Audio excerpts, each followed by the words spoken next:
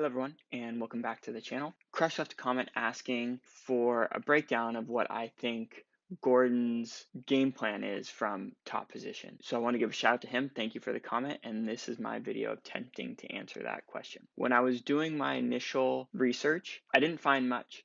And the reason I think I didn't find much is because one, sometimes it's kind of hard to tell when Gordon is trying from top position and when he's just wearing people out and then letting them escape, and then he just does his thing. So like we see in this video, just kind of lets him get rolled off. So and then two, Gordon hasn't come out with an instructional on his game plan from the top. And I think people are kind of waiting for that video to come out before they analyze his top game. So I want to go ahead and give my general opinion about what I think his game plan is, but when it comes down to actually applying techniques and the details that are going to make them work on the highest level, I really think you guys should check out his soon to be released instructional video. So here's a list of all his instructionals. There are constantly coupon codes for those instructionals, so check them out when you guys get a chance. So when I was looking at footage of Gordon, there were some times where he tries to do triangles from mount, like we see here, but the majority of the attacks followed the game plan that I'm going to describe here. So this is what I think his primary game plan is when attacking from mount position. So step one is to get the underhook. Now there's a couple ways that he does that. The first way is he just already has the underhook and then he mounts with that underhook still intact, as we see here and here. So now the second way is he goes cross wrist grips and pushes that arm of his opponent down to the mat. Now I think the goal when pushing that arm down to the mat isn't necessarily to get it all the way down, it's just to get his opponent's elbow out past their, like the line of their ribs here. So if their elbow goes past that line, it opens up space for that underhook to be shot in. So there's many examples of this, but just keep an eye on their elbow. And sometimes Gordon pushes down their arm, like you see here, but sometimes his opponent just brings their own arm out and he just shoots his underhook in, like we see here.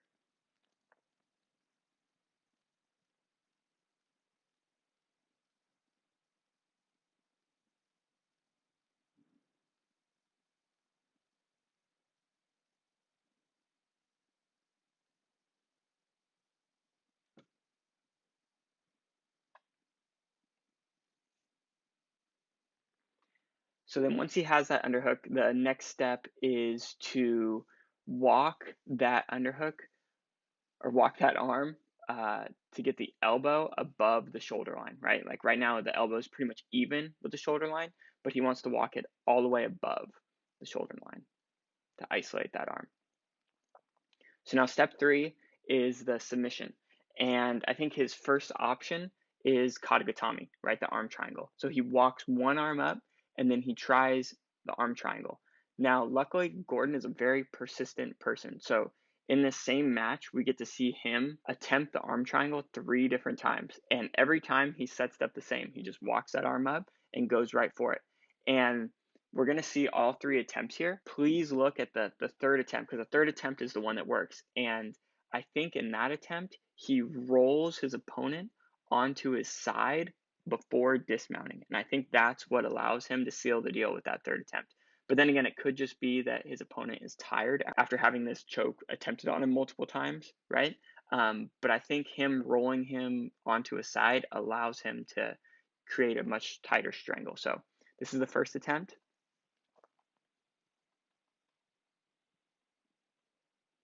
This is the second attempt here, and you can see he's really squeezing. When he dismounts here, you can see Gordon is really squeezing hard. Tex is really trying to get out, but Gordon is holding strong, but he gets out. Now, this is the tilt I'm talking about. You can see he turns him slightly onto his side, and that allows this arm to be more flush with the neck here of Tex. But again, I think checking out Gordon's instructional video when it comes out is going to be the best way to see how exactly he gets this technique to work on high-level opponents.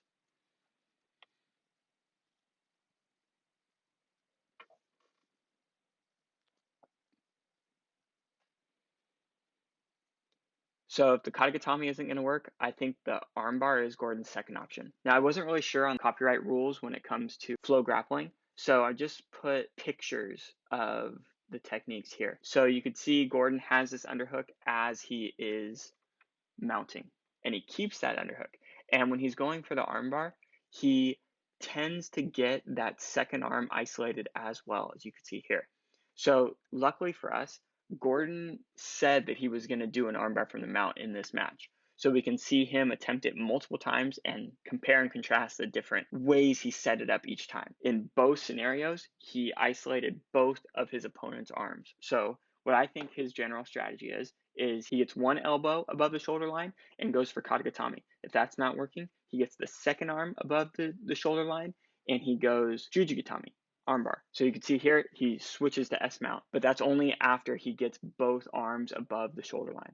And this is his second attempt at the armbar, and you can see again, he has both of the arms above the shoulder line as he's transitioning to S mount here. Now this is an ADCC against Lachlan Giles, and again, he's getting that second arm up and he tries to go for an armbar in this scenario, but it doesn't work. But nonetheless, we could see his general game plan is to get that second arm up before he goes for the jugi gatami. So if at any point his opponent's arm drifts across the center line, he tries to transition to the back head and arm and take the back. So this could happen on the initial stage, right? He's trying to pin down the arm and then his opponent turns to his side to try and free that arm that's getting pinned, and Gordon tries to transition into the back head and arm, but it doesn't work out in this scenario. He slips out. And again, in this scenario, he's going for the kata gatami. His opponent brings his arm across. Gordon tries to hand it off, right, to go to that back head and arm, but he slips out again. But you can see what he's trying to do. And again, in this scenario, Gordon was trying to get the second arm of Lachlan above the shoulder line, right? Like he was trying to go for jugi gatami, but Lachlan kind of overreacted to that, and that led to his arm being caught in this back head and arm here. And this is how Gordon ended up taking the back and finishing Lachlan Giles. So that, I believe, is Gordon's general game plan, right? First, you got to get an underhook. Then you bring that elbow above the shoulder line and go for kata gatami. If that's not working, you try and bring the second arm above the shoulder line and go for jugi gatami. And if at any point you can transfer to that back head and arm, take it. So again, please keep an eye out for when Gordon releases his top pins instructional. I think that will be very educational for everyone, as all of his instructionals are. Please keep an eye out for that. Thank you, Crush, for the comment, and we'll see you guys next time.